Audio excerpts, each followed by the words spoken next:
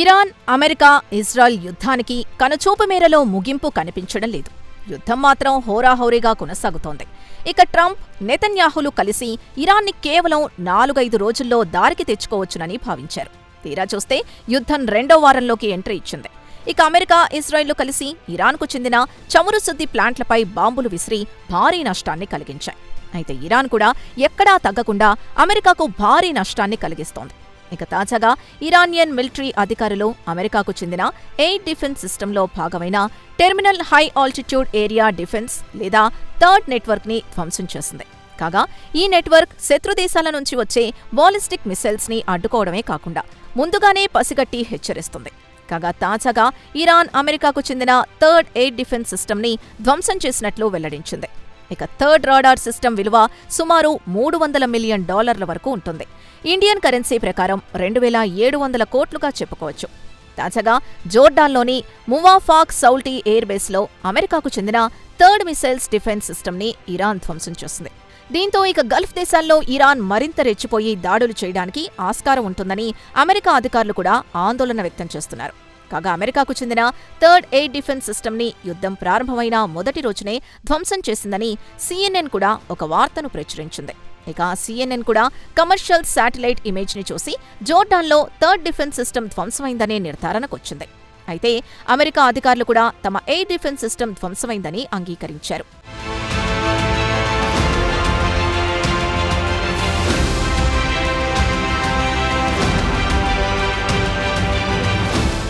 అయితే defence democracy think tank సేకరించిన సమాచారం ప్రకారం జోర్డాన్పై ఇరాన్ ఫిబ్రవరి 28న ఒకసారి, మార్చి 3వ తేదీన చేసిన దాడుల్ని ఈ డిఫెన్స్ సిస్టమ్ అడ్డుకుందని తెలిపింది.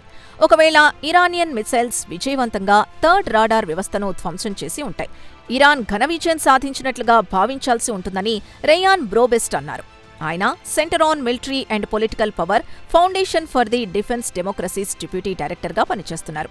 అయితే అమెరికా మిలిటరీ, దాని భాగస్వాముల వద్ద ఇతర రాడార్ వ్యవస్థలున్నాయి. వాటి ద్వారా ఎయిర్ మిసైల్స్ డిఫెన్స్ కవరేజ్ని కొనసాగిస్తాయన్నారు. ఇక అమెరికాకు చెందిన థర్డ్ ఎయిర్ డిఫెన్స్ సిస్టంలో ఒక సింగిల్ రాడార్ వ్యవస్థ దెబ్బతిందని ఆయన వివరించారు. ఇక అమెరికాకు చెందిన third air defence system unit విషయానికొస్తే శత్రుదేశానికి చెందిన బాలిస్టిక్ క్షిపణులు గమ్యస్థానానికి చేరుకోవడానికి ముందే వాతావరణంలోనే పేల్చేస్తాయి. తక్కువ శ్రేణి పేట్రియాట్ బ్యాటరీల కంటే ఎక్కువ క్లిష్టమైన దాడుల్ని తేలికగా ఎదుర్కోగలుగుతుంది. AN/TPY-2 రాడార్ పనిచేయకపోవడంతో క్షిపణిని అడ్డుకోవాల్సిన బాధ్యత పేట్రియట్ ఎయిర్ డిఫెన్స్ సిస్టంపై పడింది. కాగా అమెరికాకు చెందిన ఈ థర్డ్ ఎయిర్ డిఫెన్స్ సిస్టమ్ ప్రపంచవ్యాప్తంగా 8 దేశాలు వినియోగించుకుంటున్నాయి. వాటిలో ఒకటి దక్షిణ కొరియా, మరోటి గువాంలతో వినియోగిస్తున్నారు. అయితే థర్డ్ ఎయిర్ డిఫెన్స్ సిస్టమ్ అత్యంత ఖరీదైంది. దీని బ్యాటరీలే ఒక్కొక్కటి $1 బిలియన్ అవుతుంది. ఇండియన్ కరెన్సీ ప్రకారం చెప్పుకోవాలంటే 9,000 కోట్లకు పైమాటే. అలాగే దాని రాడార్ వ్యవస్థకు మరో $300 మిలియన్, అంటే 2,700 కోట్ల వరకు వ్యయం చేయాల్సి వస్తుందని centre for strategy and international studies వెల్లడించింది. అత్యంత ఖరీదైన థర్డ్ ఎయిర్ డిఫెన్స్ సిస్టమ్ నష్టపోవడం అమెరికాకు పెద్ద దెబ్బే అని రక్షణ రంగానికి చెందిన నిపుణులు టామ్ కరాకో చెప్పారు. కాగా ప్రస్తుతం ఆర్మీ వద్ద కేవలం 8 బ్యాటరీలు మాత్రమే ఉన్నాయి. అవి ప్రస్తుతం ఉన్న అవసరాల్ని తీర్చలేవు. 2012లోనే 9 ఎయిర్ డిఫెన్స్ సిస్టమ్ అవసరం అవుతాయనడం అప్పుడే అంచనా వేశారు. ప్రస్తుతం ఇరాన్ క్షిపణి దాడిలో దెబ్బతిన్న TPY-2 రాడార్ వ్యవస్థకు విడిభాగాలు దొరకడం కష్టమని చెబుతున్నారు మిలిటరీ రంగానికి చెందిన నిపుణులు. ఇక థర్డ్ బ్యాటరీకి 90 మంది సైనికులు పనిచేయాల్సి ఉంటుంది. అలాగే 6 మౌంటెడ్ లాంచర్స్పై 48 ఇంటర్సెప్టర్స్ని వినియోగిస్తారు. 8 లాంచర్లకు ఒక్కో TPY-2 రాడార్ వ్యవస్థ అందుబాటులో ఉంచాల్సి వస్తుంది. అలాగే ఫైర్ కంట్రోల్ వ్యవస్థతో పాటు కమ్యూనికేషన్ యూనిట్ కూడా ఉంటుంది. కాగా ప్రతి ఇంటర్సెప్టర్ మిసైల్స్ని లాక్హీడ్ మార్టిన్ కార్పొరేషన్ తయారు చేస్తోంది. దీని ధర దాదాపు $13 మిలియన్ అవుతుంది. అంటే దాదాపు 120 కోట్లుగా చెప్పుకోవచ్చు.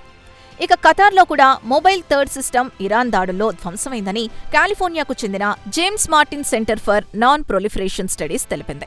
ఈ సిస్టమ్ ద్వారా ముందస్తుగా రాడార్ రాబోయే ప్రమాదాన్ని హెచ్చరిస్తుంది, సుదూరంగా ఉన్నప్పుడు వార్నింగ్ ఇస్తుంది. అయితే రాబోయే క్షిపణిపై ఎదురుదాడి చేసే వ్యవస్థ దీనికి లేదు. ప్రస్తుతం గల్ఫ్ రీజియన్లలో బాలిస్టిక్ మిసైల్స్, డ్రోన్లతో పాటు ఎయిర్ మిసైల్స్ డిఫెన్స్ సిస్టంపై గురిచేసి దాడి చేసి తీవ్ర నష్టాన్ని కలిగిస్తోంది ఇరాన్. దీంతో త్వరలో ఉన్న అడ్వాన్స్ ఇంటర్సెప్టర్స్, ఉదాహరణకు థర్డ్ PAC-3 త్వరలో తగ్గిపోయే పరిస్థితి కనిపిస్తోందన్న ఆందోళన కూడా మొదలైంది.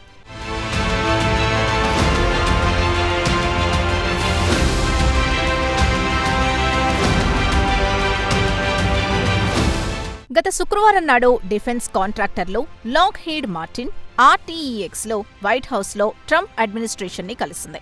అలాగే పెంటగాన్లో డిఫెన్స్ రంగానికి చెందిన అధికారులతో భేటీ అయింది.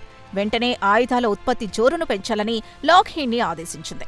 ఇక ప్రపంచవ్యాప్తంగా యుద్ధాలు క్రమంగా పెరిగిపోతున్నాయి. ఏ దేశమైనా శత్రుదేశం నుంచి సురక్షితంగా ఉండాలంటే ఎయిర్ డిఫెన్స్ సిస్టమ్ తప్పనిసరి. దీనికి ఉదాహరణగా చెప్పుకోవాలంటే రష్యా యుక్రెయిన్ యుద్ధం జోరుగా సాగుతున్నప్పుడు యుక్రెయిన్ ప్రెసిడెంట్ జెలెన్స్కీ ట్రంప్ని తనకు ఎయిర్ డిఫెన్స్ సిస్టమ్ ఇవ్వాలని వేడుకున్నాడు. అయినా ట్రంప్ ఇవ్వడానికి నిరాకరించారు. దీంతో యుక్రెయిన్పై రష్యా మిస్సైల్స్తో డ్రోన్లతో దాడులు చేసి అమాయకుల్ని చంపింది. మరి గల్ఫ్ దేశాలకు అమెరికా సరఫరా చేసిన ఎయిర్ డిఫెన్స్ సిస్టమ్ ప్రస్తుతం ఇరాన్ దెబ్బకు విలవిల్లాడింది. ఒక విధంగా ఇది ట్రంప్కు ఘోర అవమానమే అని చెప్పుకోవాల్సిందే.